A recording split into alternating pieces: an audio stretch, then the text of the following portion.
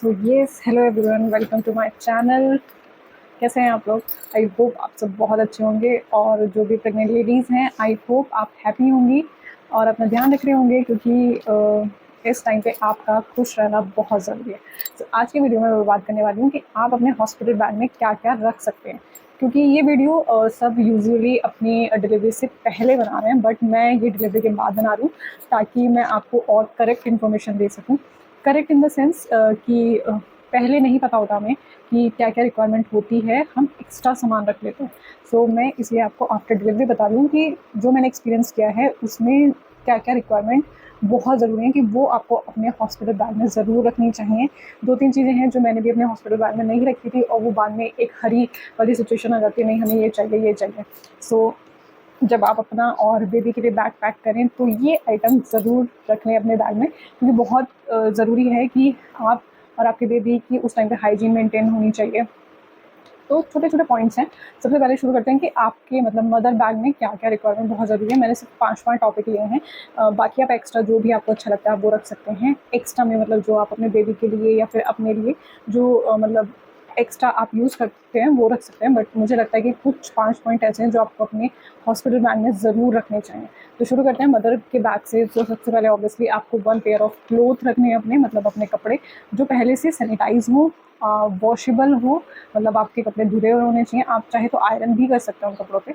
वो अपने hospital bag में ज़रूर रखें और मेक श्योर कि वो आप अपने साइज़ में, मतलब जो आप प्रेगनेंसी के टाइम पे अगर पहन रहे हो, फॉर एग्जांपल कि आप अगर एक्सेल पहन रहे थे तो मेक श्योर आप वही वाला साइज़ रखो, क्योंकि एकदम से आपकी बॉडी या फिर वेट कम नहीं होता है। सो और जितने ज़्यादा आप ढीले कपड़े रखोगे ना उतना ज़्यादा आप कंफर्ट भी फील करोगे, क्योंकि आफ्टर डिलीवरी क्या होता है ना, अगर आपका सी सेक्शन हुआ है तो ऑब्वियसली स्टिचेज़ हैं और आपको चलने में प्रॉब्लम हो सकती है। तो ऐसे कपड़े रखें जो आपको चलने में भी आसानी दें। अगर आपकी नॉर्मल डिलीवरी होती है तब भी आपको 1 वीक तक तो ऐसा रहता है कि आपको वीकनेस है या फिर आप अनकंफर्टेबल हो। सो 1 पेयर ऑफ क्लोथ रखने हैं। मेक श्योर अगर आप समर्स में हैं तो आप कॉटन यूज़ करें, क्योंकि कॉटन ब्रीथेबल होता है और फुल स्लीव्स उस टाइम पे बोला जाता है, तो आप फुल स्लीव्स का कोई भी कॉटन का सूट रख सकते हैं। आई प्रेफर, मैंने अपने डिलीवरी के टाइम पे आफ्टर डिलीवरी जब मैं घर पे आई थी तो मैंने एक फॉक्स सूट पहना हुआ था, क्योंकि उसमें मेरे स्टिचेस को भी प्रॉब्लम नहीं हो रही थी और एक लॉन्ग ड्रेस भी रहती है, आप कंफर्टेबल रहते हो। और मैंने अपने साइज़, मतलब मैं एल थी तो मैंने एक्सेल वाले साइज़ का अपना एक सूट रख लिया था जो बहुत ही कंफर्टेबल रहा था। तो फर्स्ट थिंग है कि मॉम के बैग में आपको 1 पेयर ऑफ कॉटन के क्लोथ होने चाहिए समर्स में। विंटर्स में ऑब्वियसली आपको फुल स्लीव्स, आप कार्डिगन वगैरह रख सकते हो या फिर लॉन्ग कुर्तीज़ आती हैं, आप वो रख सकते हो अपने बैग में। सेकंड चीज़ आप क्या रखोगे, मेक श्योर सी सेक्शन में क्या होता है ना, बहुत ज़्यादा इरेगुलर पीरियड्स होते हैं। मतलब कि आपके जब डिलीवरी हो जाती है उसके बाद से ही आप सबको पता है कि आपके पीरियड स्टार्ट हो जाते हैं। सो पीरियड स्टार्ट होने पर क्या होता है ना, बहुत ज़्यादा प्रॉब्लम होती है। प्रॉब्लम मैं बता देती हूँ आपको किस टाइप की, कि अनयूजुअल ब्लीडिंग कह सकते हैं। कभी बहुत ज़्यादा हैवी ब्लीडिंग हो रही है और कभी नहीं हो रही है। सो सी सेक्शन में मेनली यही प्रॉब्लम रहता है कि आपका जो पीरियड वाला स्टेज है वो बहुत अनयूजुअल हो जाता है।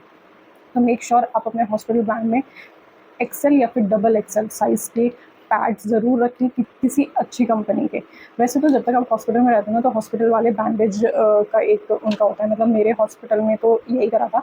जब तक मैं वहाँ पे रही थी 3 डेज़, तो उन्होंने मुझे बैंडेज वाले दिए थे जिसमें कॉटन का फॉर्म भरा हुआ था, वो मुझे यूज़ करने के लिए देते थे।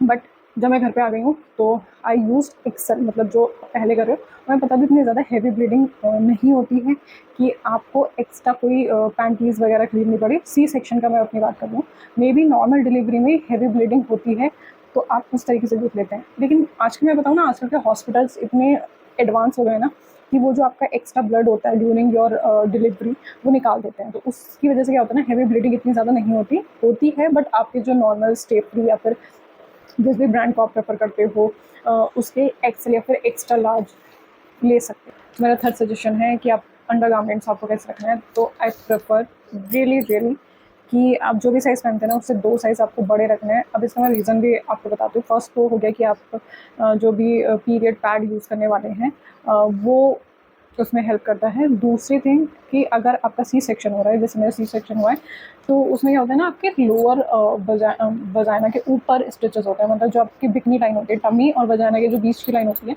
वहाँ पे स्टिचेस लगाए जाते हैं। तो वहाँ अगर आप अपने साइज़ का पहनोगे तो वहाँ पे आपका जो भी अंडरगारमेंट है उसकी लाइन वहाँ आएगी, वो आपको प्रॉब्लम करेगी। अगर आप बड़े साइज़ करोगे, अपने से 2 बड़े साइज़ का, तो जो ऊपर का पार्ट है वो आपके टमी तक चला जाएगा, तो जो वो बहुत हेल्प करता है ताकि आपके ड्राई भी रहें स्टिचेस और वो जल्दी हील हो जाते हैं। सो ये एक टिप है जो अभी तक मैं यूज़ कर रही हूँ। नेक्स्ट मैं बात करती हूँ कि आप अपने कंफर्टेबल स्लीपर ज़रूर रखें। स्लीपर मतलब क्या, जैसे मेरी स्वेलिंग थी तो मैं पहले बड़े पहन रही थी। मैंने एक पेयर ऑफ मतलब बड़े साइज़ के स्लीपर्स ले लिए थे, फिर मैं नॉर्मल पे आ गई हूँ अभी तो। सो आप नॉर्मल साइज़ के स्लीपर्स ले सकते हो अपने, जो कंफर्टेबल हो। क्यों? क्योंकि उस टाइम पे चलने में ऑलरेडी एक प्रॉब्लम होती है। सो आप ऐसे स्लीपर लें जिसमें कंफर्टेबल रह सकें। And last but not least, most important, the water bottle.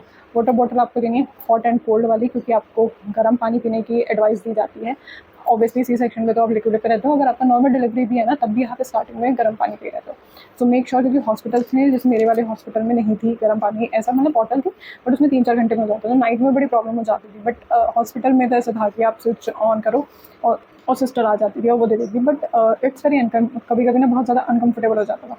सो एक हमने हॉट एंड कोल्ड की 1 लीटर की बॉटल ले रखी है, जिसमें क्या था कि मैं वन टाइम में उनसे पानी मंगा लेती थी, गर्म पानी, और जो मेरा अच्छा खासा मतलब जब मुझे लिक्विड के लिए अलाउ हो गया था तो मैं पीती थी। और ये भी मिथ है कि आप सी सेक्शन में ज़्यादा पानी नहीं पी सकते, डिलीवरी के बाद ज़्यादा पानी नहीं पी सकते। सो ये मिथ है कि आपका पेट निकल जाएगा, ऐसा कुछ नहीं होता। डॉक्टर का रिकमेंडेशन है, आप जितना ज़्यादा पानी पियोगे बॉडी उतनी ज़्यादा डिटॉक्स होगी, उतना ज़्यादा अंदर से जो भी आपके बैक्टीरिया हैं वो वॉश आउट होंगे, आपको वजाइनल इन्फेक्शन का डर नहीं रहेगा। सो जितना ज़्यादा आप डिलीवरी के बाद पानी पियोगे ना, उतना ज़्यादा आपके लिए अच्छा है। सो ये थे मेरे सजेस्टेड मोस्ट 5 इक्विपमेंट कह सकते हैं, आप प्रोडक्ट कह सकते हैं, जो आपको मतलब वुड बी मॉम को अपने हॉस्पिटल बैग में ज़रूर रखना है। Now it's time to baby, कि मैंने बेबी के लिए क्या क्या फेस किया, कि क्या क्या होना चाहिए। सबसे मोस्ट इंपॉर्टेंट, मैंने रोम्पर्स लिए थे। रोम्पर्स मतलब जो बेबी के पूरे साइज़ के होते हैं, मतलब उसमें पैर, लेग्स वगैरह सब होते हैं, तो वो मुझे लगता है आप ना लें। उसके बदले समर्स में आप कॉटन यूज़ करें, कॉटन का, या फिर आप हॉजरी जो होता है, मतलब ऐसा प्रोडक्ट लें जो ब्रीथेबल हो। प्लस में उसके साथ एक कैप और मिटन्स ज़रूर होने चाहिए, क्योंकि न्यू बॉर्न्स के क्या होता है ना, नेल्स बड़े हुए होते हैं। बहुत न्यू बॉर्न्स के नेल्स बहुत शार्प होते हैं। बच्चों के नेल्स, मतलब मेरी बेबी गर्ल के इतने शार्प नेल्स है कि वो मेरे भी मारते हैं ना तो स्क्रैचेस हो जाते हैं। सो उनके बर्थ के टाइम पे ही ना बहुत अच्छे नेल्स होते हैं, मतलब बड़े हुए नेल्स होते हैं। सो उस टाइम पे तो आप उनको कट नहीं कर सकते, कुछ नहीं कर सकते। मिटन्स होने बहुत ज़रूरी हैं, ताकि आप उनके हाथ को कवर करके रखें। और ये हेल्प करता है आपके कोई भी रिलेटिव्स आ रहे हैं, वो उनको टच करते हैं, इन्फेक्शन से भी बचाता है। तो मेक श्योर आप अपने बेबी के जो भी कपड़े रखें वो ब्रीथेबल क्लोथ के हों। मतलब ऐसा नहीं है कि आप बहुत मोटा रख रहे हैं, मोटे में भी आता है। आप किसी भी वेबसाइट से, मैं 2-3 एग्जांपल आपको दिखाती हूँ। These are breathable cloth. Cotton तो ऑब्वियसली ब्रीथेबल होता है, लेकिन और भी बहुत सारे ऐसे क्लोथ आते हैं जो ब्रीथेबल होते हैं, उसमें लिखा होता है। सो मैंने भी अपनी बेबी के लिए उस टाइम पे नहीं मंगाए थे, जो मैंने गलती करी है, और 3-4 मैंने 6-7 ऐसे प्रोडक्ट खरीदी है जो वो अभी यूज़ ही नहीं कर पा रहे हैं, क्योंकि गर्मी ज़्यादा है। So now it's time to कि आप ब्रीथेबल क्लोथ्स खरीदें। फर्स्ट प्रोडक्ट ये है। सेकंड मैं कहती हूँ आपको डायपर्स। तो डायपर अभी मैं क्यों आपको बोल रही हूँ, क्योंकि हॉस्पिटल वाले तो जब तक बेबी हॉस्पिटल में रहता है आपका, तब तक वो देते हैं, बट उसके बाद क्या होता है ना, हम घर पे आ जाते हैं। मैंने ऐसा देखा था कि मेरे हॉस्पिटल में लिया था, मॉमी वॉको पैन का था। उसमें उन्होंने आई थिंक 10 का सेट था, छोटा ही पैकेट था, और वो बहुत अच्छी क्वालिटी का था। सो मैंने वो देखा कि उन्होंने वो पहनाते थे, और बेबी को इनफैक्ट उससे रैशेज़ भी नहीं हुए थे। अब जाके उसको रैशेज़ हुए हैं, क्योंकि मैं नाइट में यूज़ करती हूँ। क्योंकि मेरी बेबी कैसी है ना, कि अगर उसको थोड़ा सा भी गीला या फिर वो थोड़ा पॉटी कर लेती है तो एकदम क्रैंकी हो जाती है, उसको एकदम क्लीनिनेस चाहिए। सो उस वजह से हमें रात में उसको डायपर बनाना पड़ता है, इसकी वजह से थोड़े बहुत रैशेज़ हो जाते हैं, विच इज़ वेरी कॉमन। क्योंकि बेबी की स्किन अभी बहुत ज़्यादा सॉफ्ट होती है, तो आप उसमें इतना ज़्यादा खुला नहीं रख सकते हैं, या फिर उसमें इतने ज़्यादा केमिकल यूज़ नहीं कर सकते। सो मेरा है कि आप जो भी प्रोडक्ट का आप अपने बेबी के लिए सिलेक्ट कर रहे हैं डायपर, वो मस्ट श्योर कि वो अच्छी क्वालिटी का हो। एटलीस्ट जब तक बेबी 3 मंथ की है तब तक आप बहुत अच्छी क्वालिटी यूज़ करें। तो ज़रूरी नहीं है कि मतलब आजकल बहुत सारे ब्रांड्स हो गए हैं, मतलब मॉमी वॉकोपैम है, आपका हगीज़ है, लेकिन इसमें लो क्वालिटी भी आती है और हाई क्वालिटी भी आती है। सो मैं अपनी बेबी के लिए मैंने 2-3 ट्राई करे हैं, उसके भी मैं आपको दिखा देती हूँ कि कौन-कौन से। एक हगीज़ है, मॉमी वॉकोपैम है, और एक मैंने आर फॉर रैबिट का यूज़ करा था, जो थोड़ा कॉस्टली है, बट मुझे लगता है वो बहुत अच्छी क्वालिटी का है। तो अगर आप लोग यूज़ कर सकते हैं तो वो कीजिए।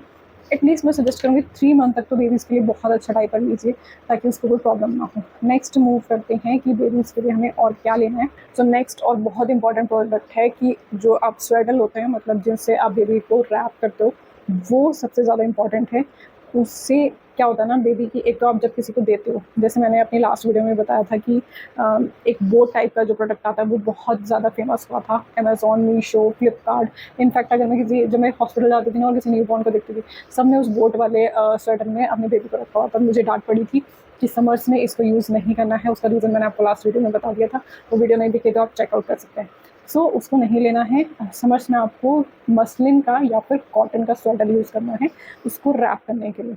उससे क्या होता है ना, बेबी ने जो भी कपड़े पहने होते हैं उसके साथ वो ब्रीथेबल हो जाता है। आपको ये नहीं कि ऊपर की टावल बहुत ज़्यादा मोटी टावल ऐसे ये सारी चीज़ें नहीं करनी है, इससे बेबी का टेम्परेचर इंक्रीज़ हो सकता है, उसको डिहाइड्रेशन हो सकता है। तो ये चीज़ें और ये गलती नहीं करनी है। प्लस में आपको हैंड सैनिटाइज यूज़ करना है जब तक आपका बेबी 3 मंथ तक है एटलीस्ट। उसके बाद आप अपने कन्वीनियंट के अकॉर्डिंग कर सकते हैं।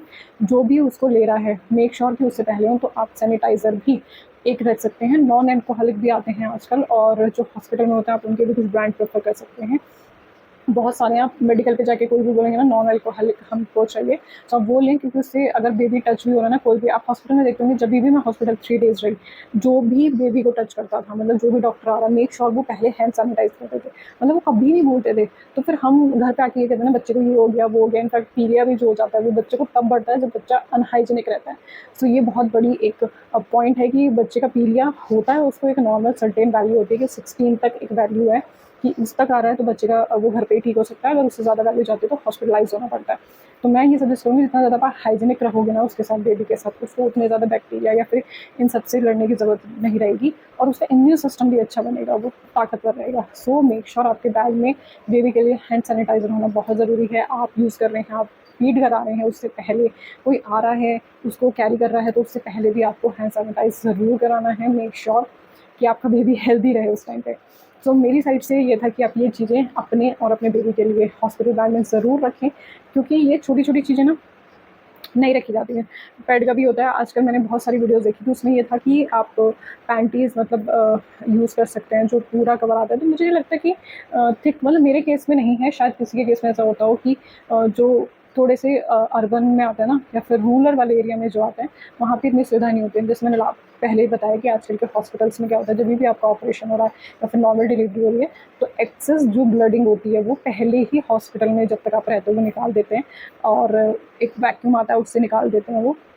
और उसके बाद जब आप घर पे आते हो तो ब्लीडिंग रहती है, बट इट्स अ नॉर्मल कि आपको जो भी आप यूज़ कर रहे थे ना पहले पैड, वो आप यूज़ कर सकते हो। उसमें आप एक साइज़ बढ़ा सकते हो, एक्सेल ले सकते हो, तो वो मेरा कन्वीनियंट है।